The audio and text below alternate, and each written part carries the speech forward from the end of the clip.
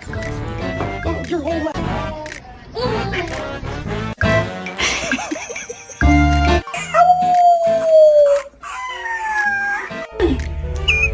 have to kiss on me now.